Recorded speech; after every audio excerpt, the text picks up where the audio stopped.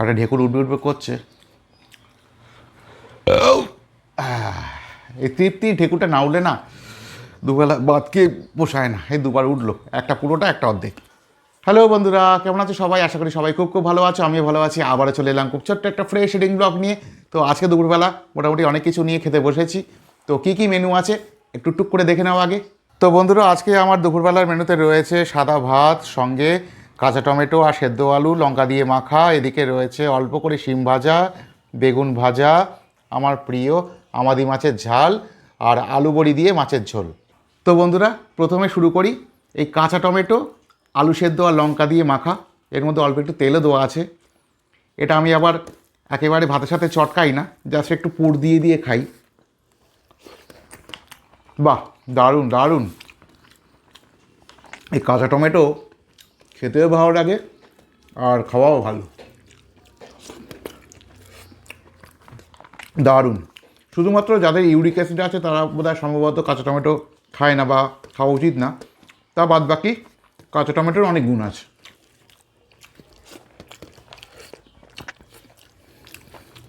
দারুণ। গরম ভাতে এরকম কাঁচা টমেটো দিয়ে দারুণ লাগে। আর এটা তো সবসময় পাওয়াও যায় না, এরকম টাইমটা পাওয়া যায়। বেশি গরম পড়ে গেলে তখন আর কাঁচা টমেটো পাওয়া যাবে না। আহ, অপূর্ব। খিদের মাথায় ভাত খাওয়ার শুরুতে একটু ভাতে ভাত থাকলে না একেবারে মন প্রাণ শরীর সব একেবারে স্নিগ্ধ হয়ে যায়।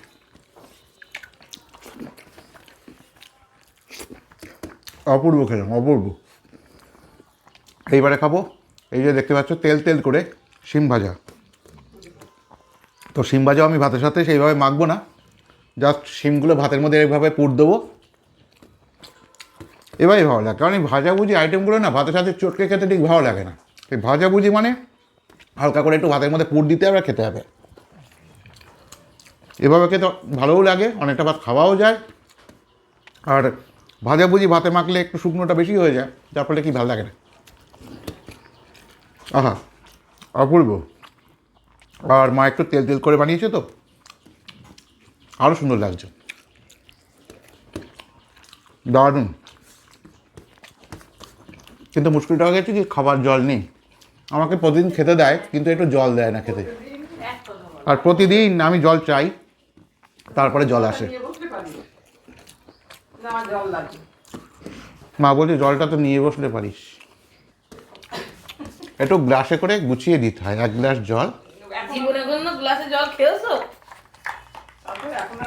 নতুন নতুন করে শিখতে হবে তোমার কাছে জল খাওয়া। না, এই দেখতে ভালো লাগে বন্ধুরা, দেখে ভালো লাগবে বন্ধুদের গ্লাসে করে জল খাওয়া দেখে।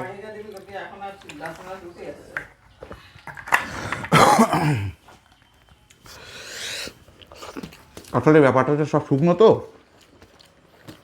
শুকনো জিনিস খেতে গেলে একটু জল খেতে হবে।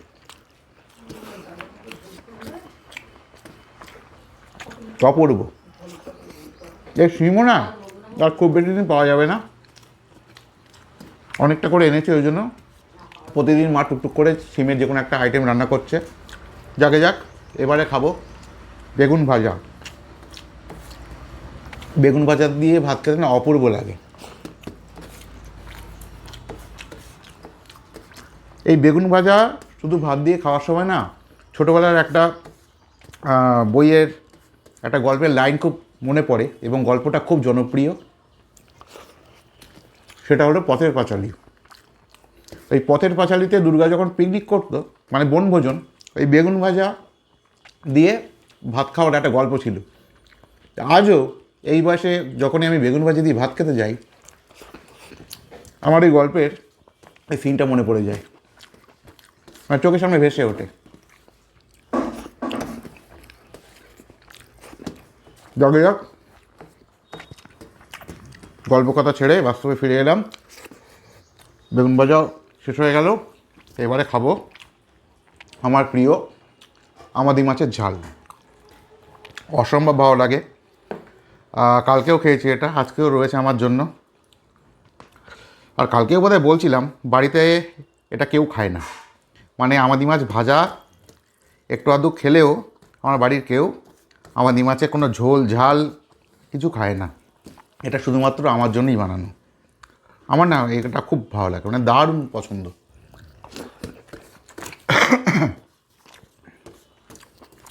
দুর্ধর্ষ লাগে খেতে আমার। আমাদের মাছের টেস্টই আলাদা, দামে কম, মানে ভালো, খেতে ভালো। বাজারে দু রকম আমাদি মাছ পাওয়া যায়, একটা সাদা আমাদি, একটা লাল আমাদি। এটা হচ্ছে লাল আমাদি, এর টেস্টটা সব থেকে বেশি।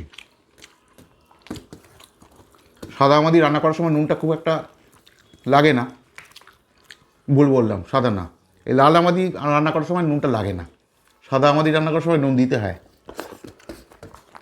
এর যে লবণের ভাগটা থাকে একদম ন্যাচারাল, এটা রান্না করার সময় এক্সট্রা লবণ দিতে হয় না।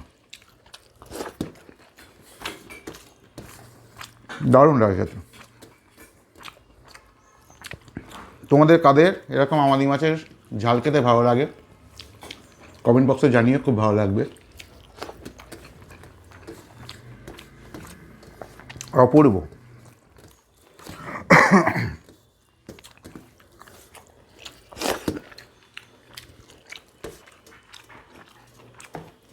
আজকে তো বন্ধুরা বছরের প্রথমবার বৃষ্টি হলো, মানে ফেব্রুয়ারি মাসের আজকে বোধহয় 24 তারিখ 2026, প্রথম বৃষ্টি। শুধু বৃষ্টি না, একটু ঝড়ও হয়েছে ভোরের দিকে, কিন্তু এই সময় ঝড় হলে না, যাদের আম গাছ আছে তাদের খুব ক্ষতি, আমের অনেক বোল পড়ে যায়, যার ফলে কি ফলন কম হয়ে যায়। আর ফলন কম হলে হবে কি, আমের দাম বেশি থাকবে। একটু ঝড় বৃষ্টিও দরকার, আমও খাবার দরকার, দুটো ঠিকঠাকভাবে হোক, তাহলে সবাই সুখী। তো এবারে খাবো আলু বড়ি দিয়ে মাছের ঝোল। এই যে একটা দাগার পিস দিয়েছে, এটা হলো বলে রাখি ওই মৃগেল মাছের দাগা এটা। তো ঝোলটা নেই, আলুগুলো নেই, এই হচ্ছে আলুর সাইজ, একটা, দুটো, তিনটে আলু দিয়েছে, এই বড়ি রয়েছে দুটো, বড়িগুলো না ভাতের সাথে মাখবো না, লঙ্কা দিয়েছে,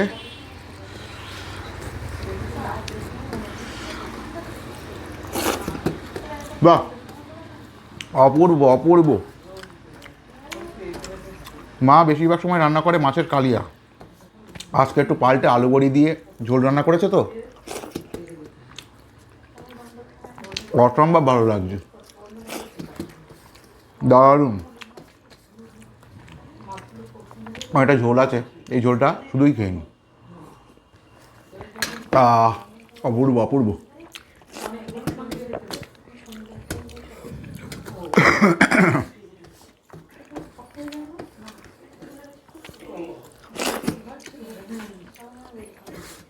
একটু আলু এরকমভাবে ভাতের মধ্যে মেখে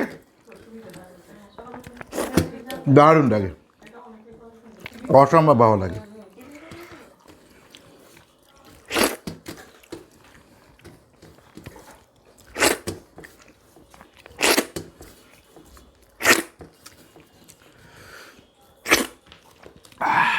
এইবারে বাদ বাকি ঝোলটা একটু খেয়ে নিই।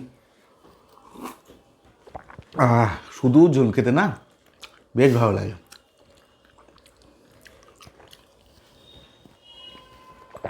দুরন্ত করছে, খুব বেশি রিচ না, হালকা পাতলার উপরে, দারুণ রান্না দারুণ রান্না। আর দুটো বড়ি দিয়েছিল আমাকে, এই যে এই একটা আর এই একটা। বড়ি আমি ভাতের সাথে মাখি না, বড়ি আমি লাস্টে খাই।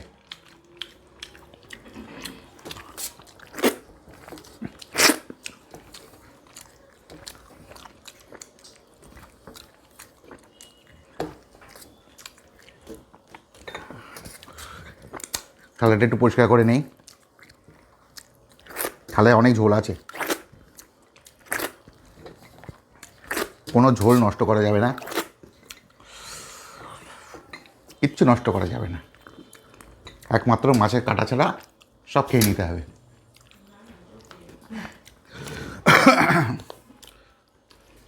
তো এবারে মাছটা খাওয়া যাক। বাহ, অপূর্ব টেস্ট, অপূর্ব টেস্ট। মানে যতই রুই হোক, যতই কাতলা হোক, এই বড় মৃগেল মাছের টেস্টই আলাদা। দারুণ টেস্ট, হেভি টেস্ট।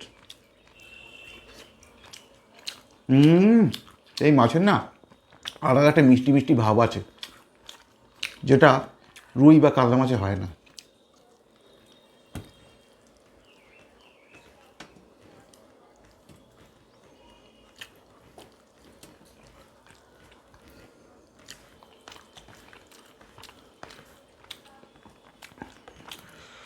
একটা কাটা এখানটা পড়ে হাতে উঠছে না, নখ নেই তো, যাকে যাক।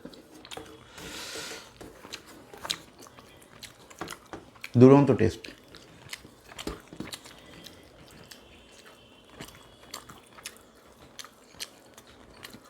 মৃগেল মাছে একটাই সমস্যা, একটু কাটা থাকে, তবে এটা একটু বড় সাইজের মাছ তো, যার ফলে কাটাটা একটু কম। একটু ছোটো মাছগুলো না প্রচণ্ড খিচখিচে কাটা, কিন্তু টেস্টও ব্যাপক।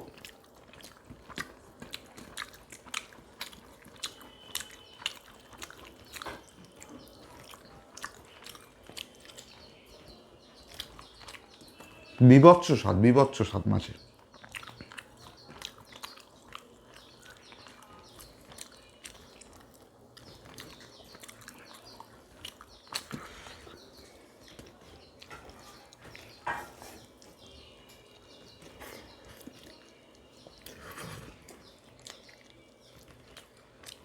জিভে আইটোল এই কাঁটাটা পুড়ে যাচ্ছিল। কাঁটাগুলো ভালো করে চুষে চুষে নিই, যাতে কোনো মাছ না নষ্ট হয়।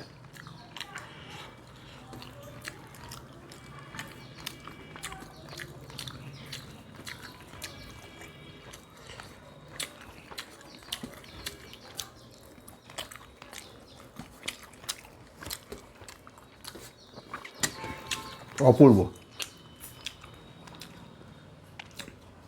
একটা কাটা বোধহয় খেয়ে ফেললাম বন্ধুরা, কিছু হবে না তো? না, পেটে যখন চলে গেছে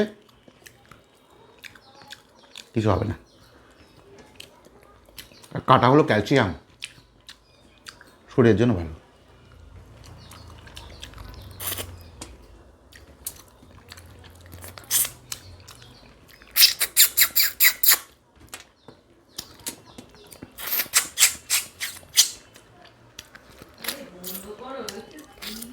একদম চুষে টুষে সুন্দর করে খেলাম, দারুণ।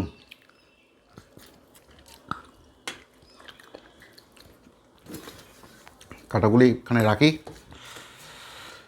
তো বন্ধুরা, আপাতত খাওয়া দাওয়া শেষ করলাম।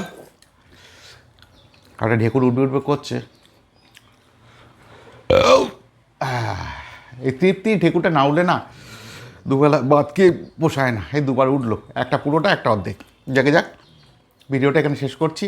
দেখা হবে পরবর্তী কোনো ব্লগে, অন্য কোনো মুহূর্তে। ততক্ষণ সবাই ভালো থাকো, সকলকে ভালো রাখো। টাটা।